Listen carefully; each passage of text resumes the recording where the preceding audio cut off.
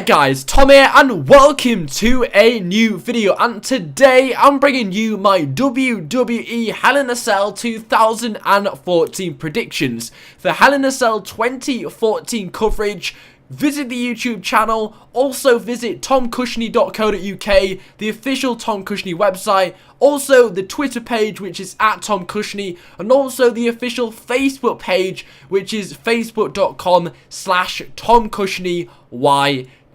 So after we've got that out the way, also like the video. It'd be incredible if we could get over 100 likes on this video, and also watch out for my Hell in a Cell 2014 review straight after Hell in a Cell has finished on Sunday night. I wanted to start off by saying at the start of this prediction video, even though Brock Lesnar isn't scheduled to be appearing at Hell in a Cell, the world title won't be defended on the pay-per-view. Do you feel like the card makes up for the fact Brock Lesnar won't be defending the world championship on the pay-per-view? In my opinion, I feel like the card is so strong, it makes up for the fact Brock Lesnar won't be on the pay-per-view. I feel the card is so strong that it doesn't really matter. Brock won't be defending the WWE Championship on the pay-per-view. What do you guys think? Do you feel like the card is strong? This is one of the strongest cards I feel WWE has had in probably out of the whole year. I think it's a very, very strong card, and it feels like we're going to get a very good pay-per-view on Sunday. I'm really looking forward to it.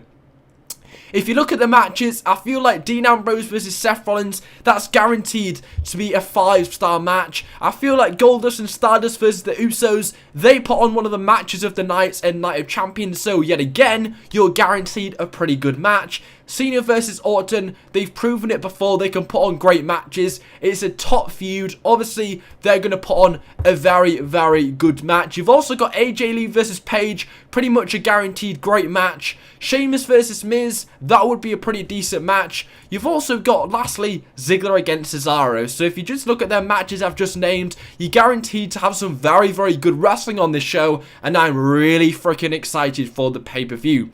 But I feel like we're going to have to start with Ambrose against Rollins for my prediction, and I feel this match has to main event the show. Yes, we have two main events on this show, which is absolutely epic. It's going to be a blockbuster pay-per-view with two headline matches, but I feel Ambrose versus Rollins has to end the show. There's a lot of reasons for this. One, it's the match everybody wants to see. A lot of people are going to be buying this pay-per-view to watch this match. Why do we want to watch Randy Orton versus Cena for the 600th time? A main event has to be special, and Ambrose versus Rollins is special. We've seen Cena versus Orton many times. It wouldn't feel like a main event match.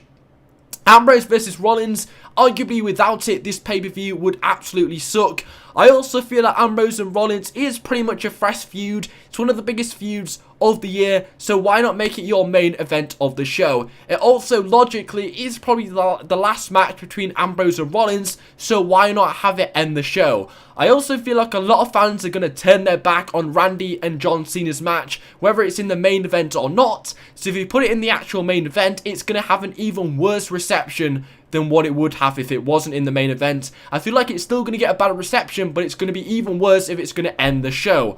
I also don't feel like progression-wise, Orton and Cena is going to progress that much anyway, so why bother putting it in your main event? It's really meaningless at the end of the day. Doesn't really deserve to be in the main event. Ambrose and Rollins, really top class match that should be the main event. Everybody wants to see it. It's going to be really, really good. It's a freaking Hell in a Cell match between the former Shield members. It's going to be fucking awesome. I feel like that has to main event the show. Everybody wants to see it. Everybody's paid to see it. And everybody doesn't want to see Cena versus Orton, pretty much. I feel like it should main event the show. Who I think is winning? Dean Ambrose. Dean Ambrose has to win this match. This should be the final match in the feud. I mean, they've booked like 4 pay-per-view matches between Ambrose and Rollins. I think the first time we were going to get it was at Battleground. So this really should be the final match between Ambrose and Rollins. I don't think there's any more material they can use in this feud. Feel like it's pretty much coming to the end this feud. So a Hell in a Cell match logically seems like the point to end this feud. And usually if you want to end a feud, you've got to have the babyface win the match. If you have a bad guy win the final match, that doesn't really work. Usually in a story, you always have the good guy win. So logically, Ambrose should win here to close off the feud, and that'd be the conclusion to their feud. Also, Hell in a Cell is usually a conclusion to a feud. You always have a Hell in a Cell conclude a feud, so if the babyface wins here, he logically would win in the Hell in a Cell match. Nextly, Seth Rollins ended Raw looking strong this week. Usually in the main event of a pay-per-view, if the guy that ended the Monday Night Raw, the go-home show of Monday Night Raw looking strong, usually he loses at the pay-per-view. Usually, if somebody ends Monday Night Raw looking strong on the go-home show at the pay-per-view on the Sunday night, they normally lose. Not always, but they normally lose. Seth Rollins ended Monday Night Raw on top of the Hell in a Cell, so it's a suggestion that he might lose on the pay-per-view. That doesn't always happen, but it usually happens. Also, Dean Ambrose has actually yet to have a win over Seth Rollins. Rollins has beat Ambrose, but Dean Ambrose has never had a win over Seth Rollins, and I feel like this should be the time he gets a win over Seth Rollins. Also, since Roman Reigns is out with this hernia injury, Dean Ambrose has actually replaced Roman Reigns as the top babyface guy. So surely if you want him to be your top babyface guy for the next few months, he needs this win over Seth Rollins. If he's going to lose, you don't really feel like he's going to be that top babyface guy. He certainly needs the win to prove it and be more over as that top guy.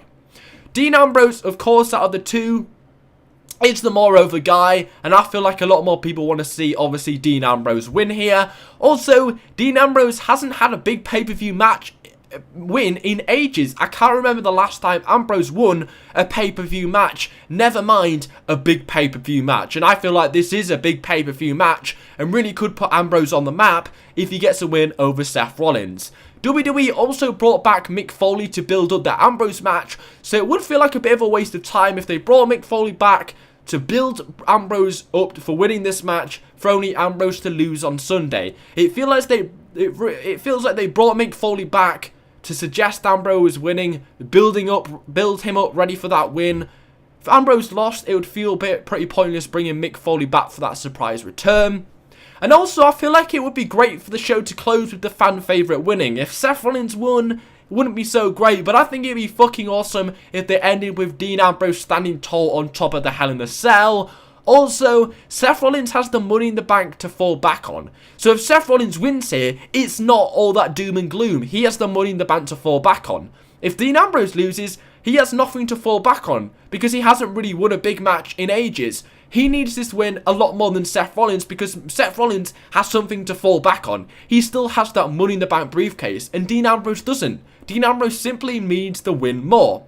And also, Rollins has more of the momentum going into this match, considering he ended Raw looking the strongest out of the two. So obviously, if you think about it like that, Dean Ambrose needs to win more because he needs more of the momentum.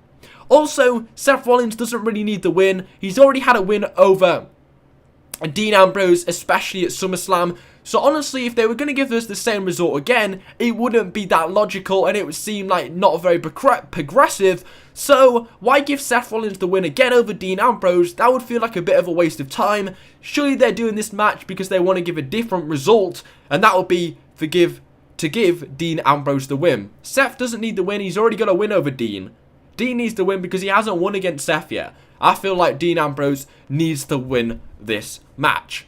The next match is the WWE Tag Team Championship match, Gold and Stardust versus the Usos, and I feel like this is a guaranteed great match. I love their match in Night of Champions.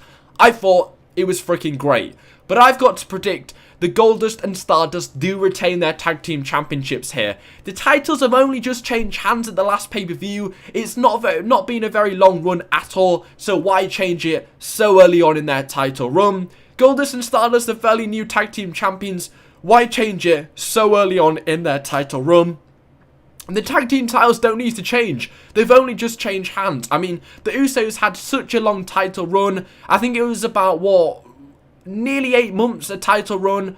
We waited 8 months for a title to change. Are they really going to change the titles after only 1 month of changing hands? It doesn't seem that logical. We've just had to wait for the Usos to drop it for 8 months. Why will Goldust and Stardust drop it after only a month? That really doesn't make sense. And also, the Usos have just come off a really long, healthy run. Why should they put the belts back on the Usos because we've already seen them have the belts for a very, very long time. I was really bored of the Usos run when it came to an end. I think for the last, 3 months of their run, I really wasn't that interested in their title run. So why give it them back? We've already seen them have it for a majority of the year. Why do we want to see them win it back again? I don't really think I'd be that pleased there. Goldust and Stardust, they're new champions. The titles have only just gone to them, so why change it back now? There's no real reason there. The Usos have already had it for a majority of the year. Doesn't really feel that they should do that. So I'm going to go for Goldust and Stardust to retain their tag titles. Titles have only just changed hands in the last pay-per-view. Don't really see why they change it again so early on in their run. The next match is John Cena and Randy Orton, a Hell in a Cell match for a future WWE World Heavyweight Championship match against Brock Lesnar. I am going to go for a John Cena win here. And I would have actually predicted Cena to win before the WWE Championship match was stipulated. Before they added that stipulation on Monday Night Raw, I was still going to predict John Cena. But now that they've added that stipulation, I'm even more confident that John Cena is actually going to win here. Now, I've stopped predicting Cena to lose because every time I predict Cena to lose, he always wins. And it's really, really annoying. It happened at WrestleMania and it happened at Payback both times against Bray Wyatt. He always seems to win. So I've just stopped predicting against John Cena. It also happened at Money in the Bank as well. I just have to predict John Cena now because he wins every freaking time. But also there's more to it than that. There's still one more match left between Brock and John Cena. I feel like there is at least one more match between Brock and John Cena. And Randy Orton really has nothing to do with Brock Lesnar or the WWE World Heavyweight Championship. He's already had his championship run this year. I don't feel like he has any beef with Brock Lesnar at all. So it just wouldn't make sense for Randy Orton to win this match and go towards a program with Brock Lesnar. He has no reason to. He doesn't care about Brock Lesnar. No storyline leads Randy Orton to Brock Lesnar. John Cena still wants to win that championship match and still should have a match against Brock Lesnar. Cena still wants to get his hands on Brock Lesnar. Randy Orton really doesn't care about Brock Lesnar, so it wouldn't be logical for Randy Orton to win here. It just wouldn't. Why would Randy Orton get a title match? He doesn't care about Brock Lesnar. Doesn't make sense. John Cena makes more sense to win here. And also, Night of Champions, Brock versus Cena had no conclusion. There was no conclusion to that match because Seth Rollins got involved. So we're yet to have a conclusion to Brock and Cena's feud, which suggests to me that we're at least going to get a match later down the line. And to get that match, you've got to have Cena win here because obviously he gets that match against Brock Lesnar. We're yet to have a conclusion in their feud, and we should get it on Sunday when John Cena becomes the #1 contender. So that's my prediction. John Cena to win. Randy Orton has no reason to win here. And honestly, at Hell in a Cell, we all thought we were going to get Brock versus John Cena for the 3rd time anyway. So it wouldn't make sense for Randy Orton to win here and have a match against Brock Lesnar. We're still waiting for that final match between Brock and Cena, and that's why Cena's pretty much winning here. The next match, sadly, is Rusev winning again on a pay-per-view. Big Show against Rusev, easy winner here. Rusev, the most predictable match on the card is Rusev to win against Big Show. It's obvious Big Show's only in this match to put over Rusev. It's pretty much the same feud we've had with Rusev for the last 4 months, just with different people. So why should Big Show win against Rusev if Swagger or Mark Henry couldn't win? Swagger and Mark Henry lost against Rusev, and the same's going to happen to Big Show. It's the same old shit, just with Big Show instead of Mark Henry or Swagger. Now, they've tried their best to build Big Show up as a potential threat to Rusev, but we all know Big Show's job in this match is to put over Rusev. Rusev is younger, he's still coming out of that debut push. Rusev needs to win more than Big Show. Big Show's character is pretty much dead in the water at this point, so it all points towards Rusev winning that match. He needs to win more. He needs more of the momentum. Why would they give the win to Big Show? What would be the point? What are they going to do with that win? Obviously, Rusev's winning here. Obviously, easy match to predict. And there we go. Rusev winning the match. Another pretty much easy prediction is the Divas champion AJ Lee versus Paige. And my winner here is AJ Lee. I don't really know why this match is happening. I don't really know. So if I don't really know why this match is happening at Hell in a Cell, why should Paige win And why should we get a match at Survivor Series if Paige wins? I don't know why this feud is still happening. So why should they carry it on for another month by having Paige win and then them having a match at Survivor Series? This match shouldn't be happening. It should have ended ages ago. So this should be really the final match. So you should have AJ Lee retain and stop this title feud. Fans really don't care about it at this point. I mean, we've seen it, maybe 4 times on pay-per-views now. We don't want to see another match. So you shouldn't have Paige win here and win back the Divas title, because then we'd have to go through another AJ versus Paige match. This match shouldn't be happening, so stop it right here at Hell in a Cell. Have AJ Lee retain, and then stop it. If Paige wins here, we're going to have another match between AJ and Paige, and that shouldn't be happening. Come on, guys. So AJ Lee should win here. Fans don't care about this feud anymore at this point. Fans are getting bored of this same feud.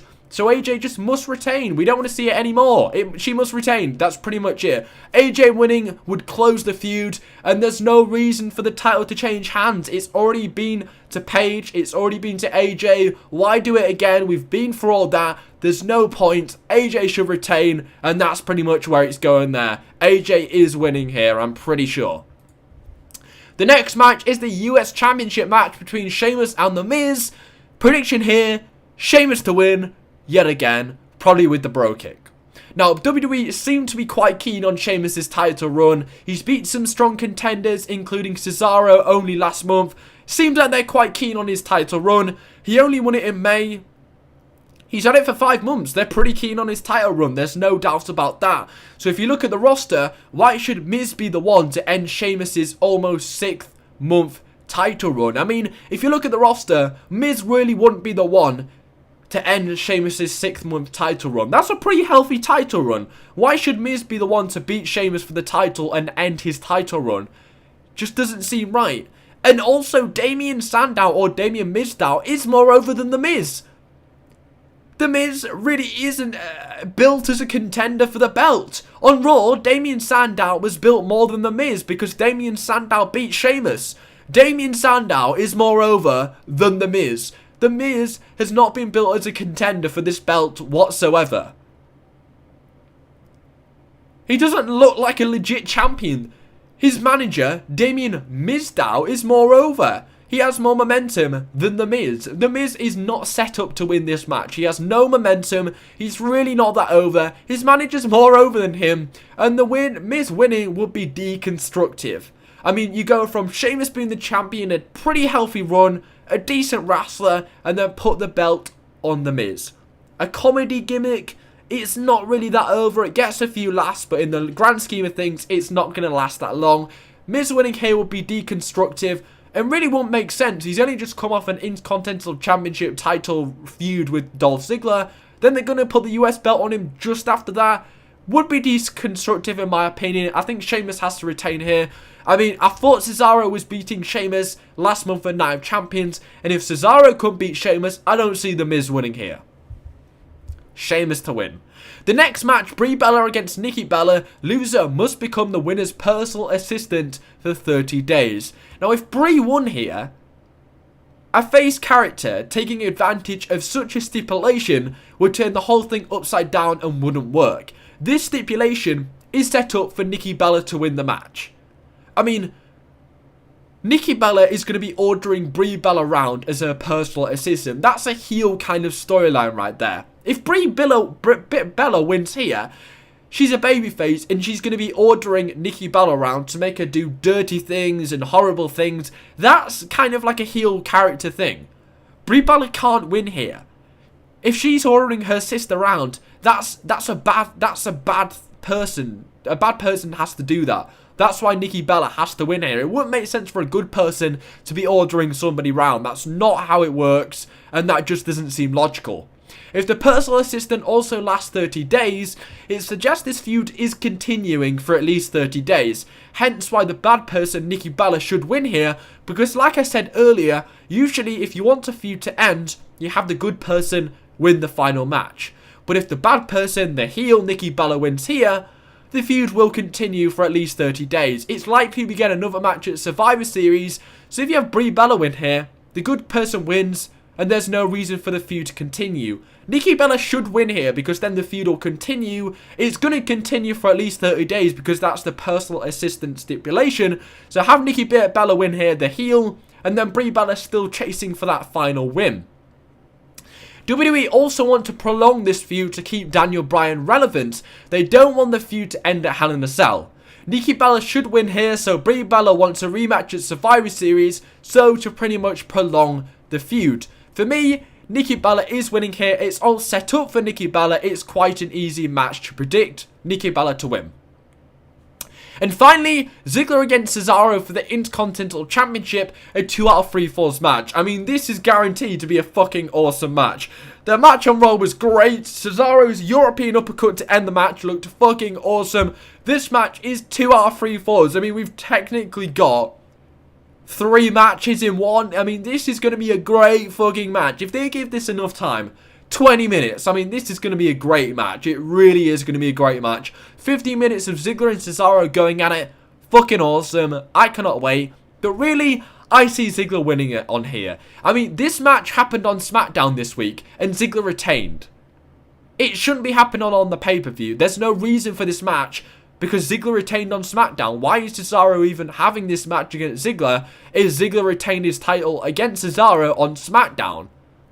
They're ignoring their own booking, which happened on SmackDown. So if that same thing happened on SmackDown, it's pretty easy to suggest that this same thing is going to happen on Sunday. Ziggler's going to retain his championship. There's also no reason for this match to be happening if Ziggler retained on Friday, so it kind of feels like they're ignoring that and just want to have another match on the pay-per-view. And the belt only changed hands last pay-per-view when Ziggler won the title at Night of Champions, so it's a bit too early to change the title yet again. Ziggler's reign is short, and really this match is pretty much just set up as a filler match. If they use this match on SmackDown, it's a bit of a suggestion, it's a bit of a filler match, and it's just there to fill a bit of time. Yes, it'll be a good match, but I don't really feel like the title's set up to change hands here, considering Ziggler only just retained on Friday. No reason to change hands. My prediction is Ziggler winning. Thanks for watching, guys. That was my predictions. Subscribe, follow on Twitter, like on Facebook, check out the website tomcushnie.co.uk. 100 likes will be fantastic. Thanks for watching. Enjoy the pay-per-view. Watch out for the review. Take care. Spite your fucking hair.